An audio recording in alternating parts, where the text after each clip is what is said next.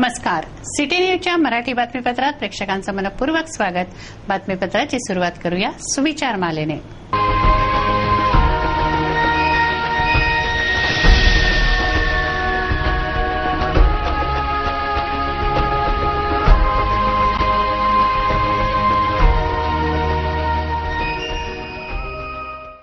आता बघूया बातमीपत्रातील ठळक बातम्या.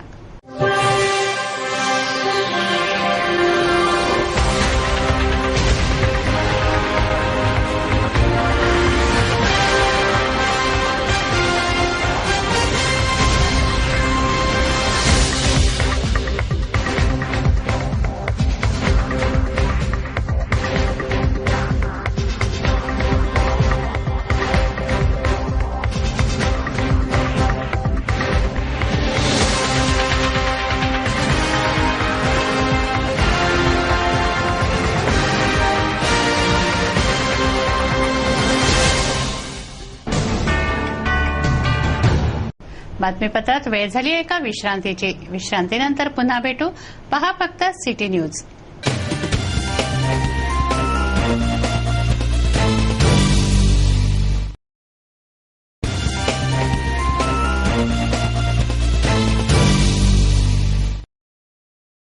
विसाव्या अंती पुन्हा आपलं स्वागत आहे. चला बघूया बातम्या विस्तारित स्वरूपात. आता बातम्या गुन्हेगारी जगताच्या अर्थात क्राईम वॉच. 1993 मध्ये मुंबई येथे झालेल्या बॉम्बस्फोटातील आरोपी याकूब मेमनला गुरुवारी फाशी देण्यात येते. सकाळी 7 वाजता नागपूर सेंट्रल जेलमध्ये याकूबला फाशी देण्यात येत असून त्याची जय्यत तयारी येथे करण्यात आली आहे. कारण तब्बल 31 वर्षांनी नागपूर मध्यवर्ती कारागृहात फाशीची प्रक्रिया होते.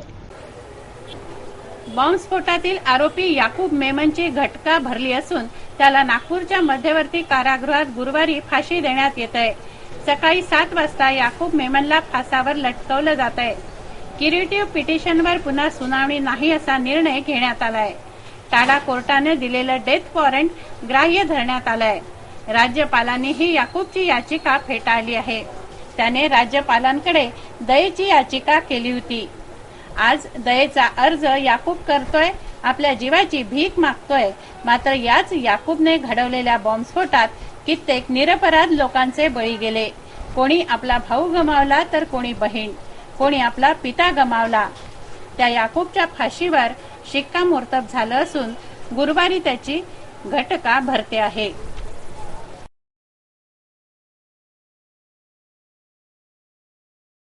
धरमकाटा परिसरातून अल्पवयीन मुलीचं अपहरण करण्यात आलं.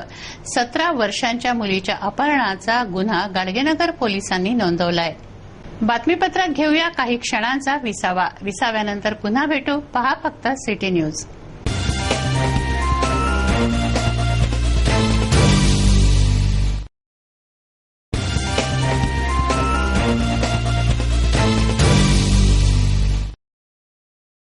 विसाव्या अंती पुन्हा आपलं स्वागत आहे. वळूया उर्वरित घडामोडींकडे. बातमीपत्रात टाकूया सामाजिक, राजकीय व धार्मिक घडामोडींवर एक नजर. सनशाईन प्रायमरी इंग्लिश शाळेत डॉक्टर एपीजे अब्दुल कलाम यांना श्रद्धांजली अर्पण करण्यात आली. विद्यार्थ्यांनी 2 मिनिटं मौन पाळून दुखवटा व्यक्त केला. भारतरत्न डॉक्टर एपीजे अब्दुल कलाम यांना सर्वत्र साश्रू नयनांनी श्रद्धांजली अर्पण करण्यात येते.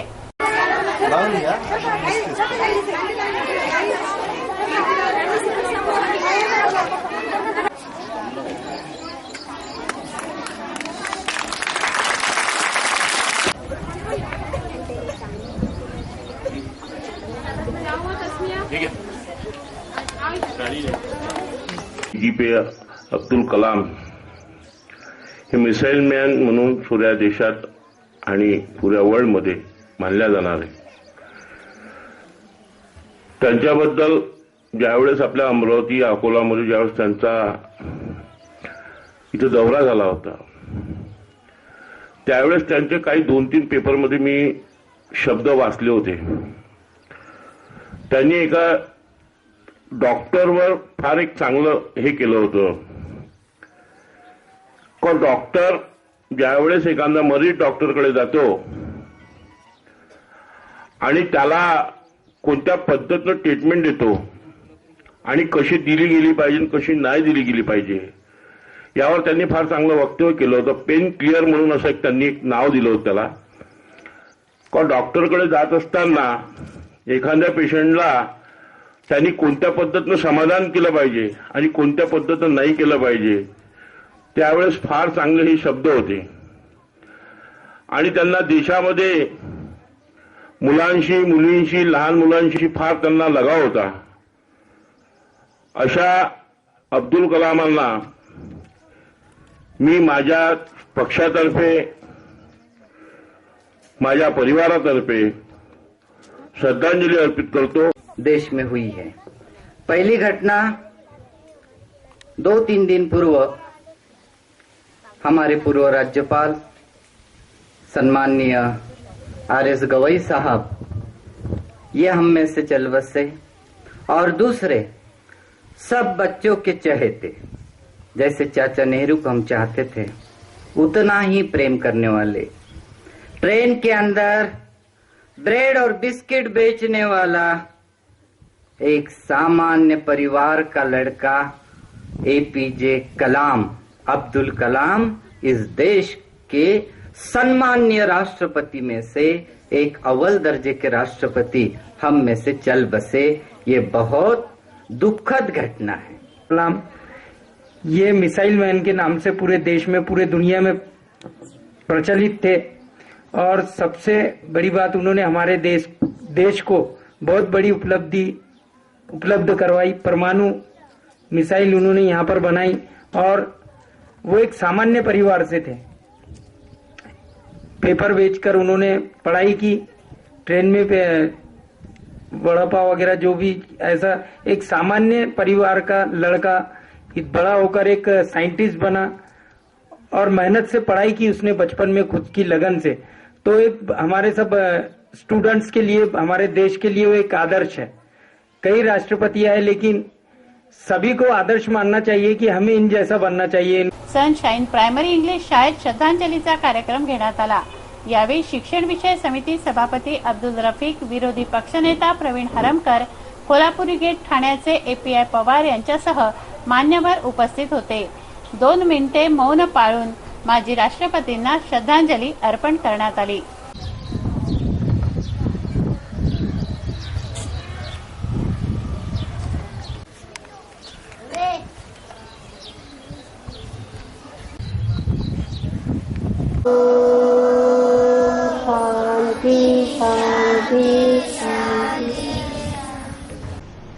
नगर वाचनालयात सुरू असलेल्या व्याख्यानमालेत विचारवंत प्रखर लेखक वक्ते यांचे व्याख्यान सुरू आहेत.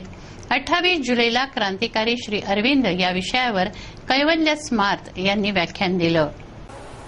वाचन संस्कृती टिकवण्यासाठी अमरावतीमध्ये जव्हार गेटच्या आत एक वाचनालय स्वातंत्र्यपूर्व काळात स्थापन झालं होतं. नेटिव्ह जनरल लायब्ररी नामक हे वाचनालय आता नगर वाचनालय म्हणून प्रसिद्ध आहे. येथे टिळक व्याख्यानमाला सुरू आहे. या व्याख्यानमालेत 28 जुलैला सुरतचे कैवल्य स्मार्त यांनी क्रांतिकारी श्री अरविंद यांच्यावर व्याख्यान दिलं. तो राष्ट्र क्या है, हमारी मातृभूमि क्या है, वह धरती का एक टुकड़ा नहीं है, नहीं कोई रूपक है और नहीं मन की कहानी है. वह एक महान शक्ति है जो राष्ट्र का निर्माण करने वाली करोड़ों इकाइयों की शक्तियों से बनी है. उसी भांति जैसे भवानी महिषमर्दिनी है जो एकत्रित हुए असंख्य देवों की शक्तियों का एक शक्ति पुंज बनकर और एक इकाई में जुटकर सत्ता में ऊपर उछल आई और उसके अनुसार अपनी योजना बनानी चाहिए. ये प्रतिष्ठित जो आपका कार्यक्रम हो रहा है कई सालों से 80 सालों से हो रहा है मुझे बताया गया. उसमें आपने मुझे बुलाया, मैं धन्यवादी हूं. थैंक यू और नमस्ते. मैं आप सभी को फिर से सादर नमस्कार करता हूं। धन्यवाद, नमस्कार। 1-2 मिनट शांत रहेंगे फिर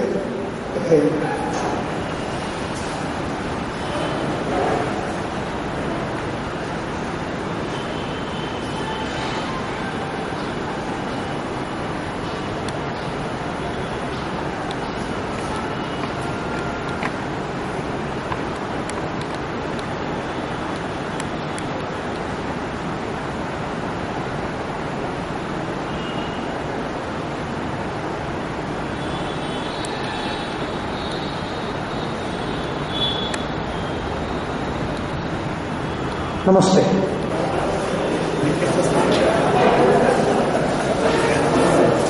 शहरात वर्दळीच्या ठिकाणी पारध्यांनी संसार थाटले होते.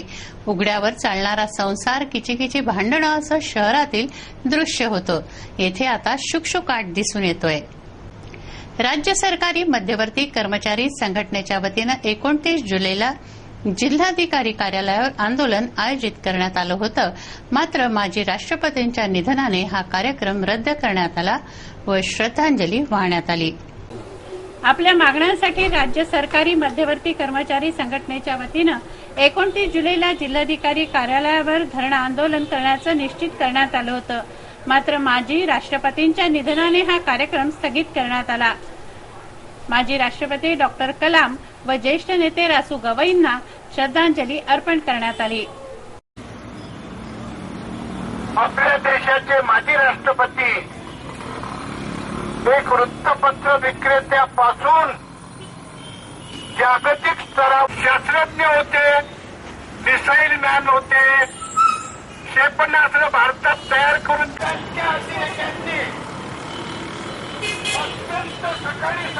मी DS पवार, सरचिटणीस राज्य सरकारी कर्मचारी संघटना जिल्हा शाखा अमरावती. आज या ठिकाणी राज्य सरकारी कर्मचारी मध्यवर्ती संघटनेतर्फे पूर्ण महाराष्ट्रभर मागणी दिवस ठरलेला होता. पूर्वनियोजित मागणी ठरलेला होता. परंतु या देशामध्ये या 2 दुःखद घटना झाल्या आहेत. आपल्या देशाचे माजी राष्ट्रपती माननीय अब्दुलजी कलाम यांचं दुःखद निधन झालं. तसेच या जिल्ह्याचे राज्यसभेचे तसेच आपल्या खासदार, विधानसभे सभापती, दलितांचे नेते माननीय श्री रासू गवई साहेब यांचं सुद्धा दुःखद निधन झालं. त्यानंतर आपल्या देशाचे जे रक्षण करणारे, यामध्ये दहशतवाद्याकडून जो हल्ला झाला त्या हल्ल्यात ठार झाले त्यांना श्रद्धांजली कार्यक्रम केला. विशेषतः म्हणजे आज आमचा मागणी दिवस होता. जवळपास 6 महिन्याच्या वर हे सत्तारूढ शासन प्रस्थापित झालं, परंतु तेव्हापासूनपर्यंत आपल्या काही ज्या मागण्या होत्या त्या मागण्या संदर्भात अजूनपर्यंत मुख्यमंत्री महोदयांनी आपल्याला चर्चेला वेळ दिली नव्हती. म्हणून आज या ठिकाणी पूर्ण महाराष्ट्रभर जिल्हाधिकाऱ्यांसमोर धरणे आणि निदर्शन कार्यक्रम आयोजित केला होता. हा कार्यक्रम म्हणजे शासनाला आपल्या प्रलंबित मागण्यासाठी लक्ष द्यावे, या शासनाने आमच्या ज्या काही प्रलंबित मागण्या आहेत त्या मागण्यावर लक्ष देण्यासाठी हा कार्यक्रम आयोजित केला. परंतु या कार्यक्रम पुढे स्थगित करण्यात आला. पुढे हा कार्यक्रम घेण्यात येईल याकडे शासन लक्ष द्यावे. या श्रद्धांजली कार्यक्रम प्रसंगी मी राज्य सरकारी कर्मचारी संघटना तसेच हिवताप कर्मचारी संघटना तसेच सर्व कर्मचारी संघटनातर्फे या ठिकाणी भावपूर्ण श्रद्धांजली अर्पण करतो. रुक्मिणी नगर परिसरात मस्तवाल सांडाने धुडगूस घातला. 2 जणांना त्याने जखमी केलं. अखेरीस या सांडाच्या मुसक्या बांधण्यासाठी मनपाचं पथक व पोलिसांना बरीच कसरत करावी लागली. मोकाट जनावरांनी हैदोस घातल्याच्या शहरात अनेक घटना घडल्या आहेत. त्यामुळे अपघात घडले आहेत. रुक्मिणी नगरात मस्तवाल सांडाने धुडगूस घातला.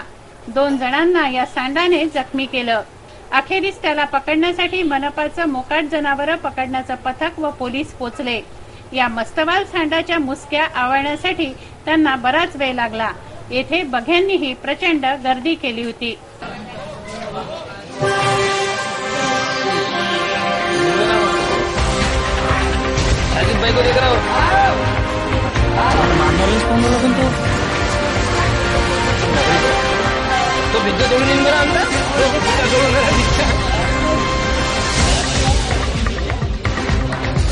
मारणारच कोण आलं देखता घुसून जाईल ना भिंती सब कुछ म्हणजे मारलं काय ना कोणाला घायल किया काय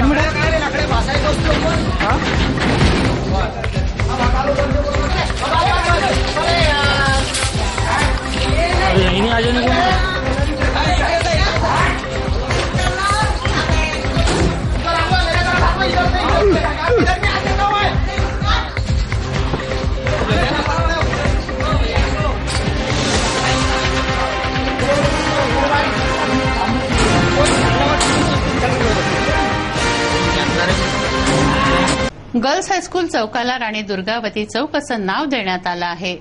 मात्र नुसतं नाव देण्यावर भागलं नसून आता तेथे राणी दुर्गावतींचा पुतळा बसवावा अशी मागणी समितीच्या वतीने करण्यात येते आहे.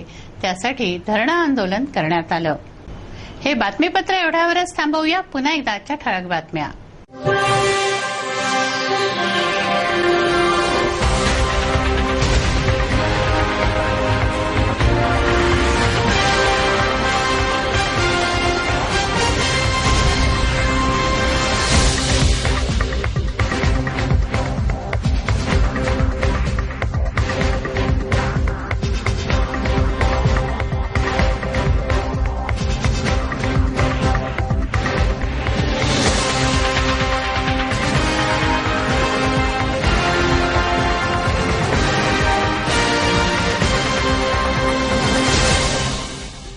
वेळ झाली आहे आपली रजा घेण्याची. आपणास काही माहिती द्यायची व काही सुचवायचे असेल तर आमच्याशी थेट संपर्क करा.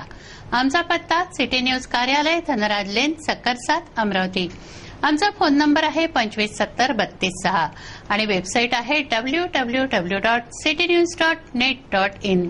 अचूक, सडेतोड आणि निर्भीड बातम्यांसाठी बघत राहा अमरावतीचं नंबर 1 चॅनेल, फक्त सिटी न्यूज. बातमी आमची, विश्वास तुमचा.